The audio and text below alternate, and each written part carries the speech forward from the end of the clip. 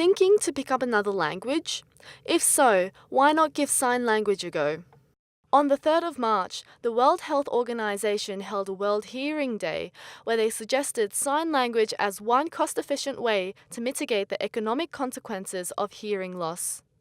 The World Health Organization estimates that unaddressed hearing loss poses an overall annual cost of $750 billion international dollars globally.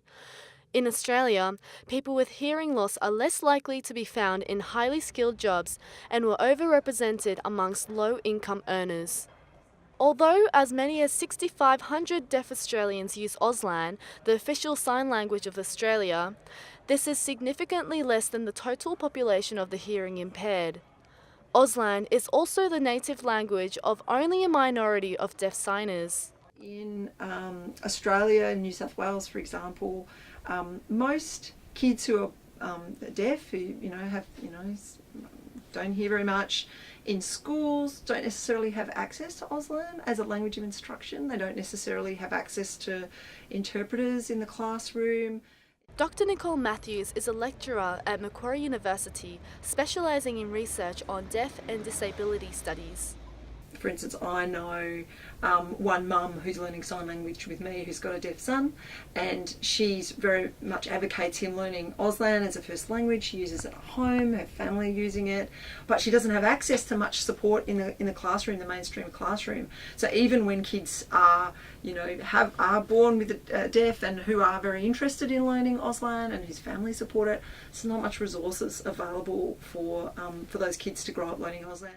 But for those who sign, Auslan is an important part of their identity that allows them to communicate with other signers.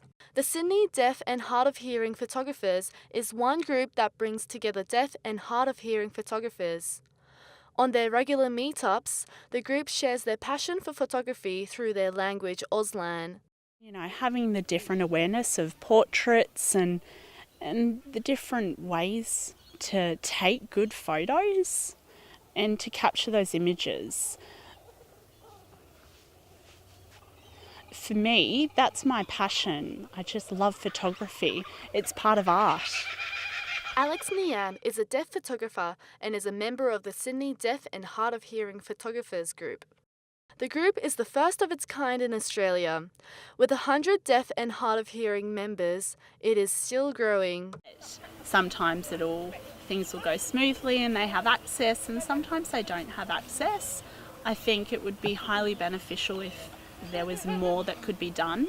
I'm not sure what the solution would be, but it would be great if it was something that was maybe marketed more, because really there's just not much awareness about the deaf community, the language, and how amazing it is. Margot Cullen is a student learning sign language and currently works at the Deaf Society of Australia. I think, Auslan should be available to hearing kids as well as deaf kids in school.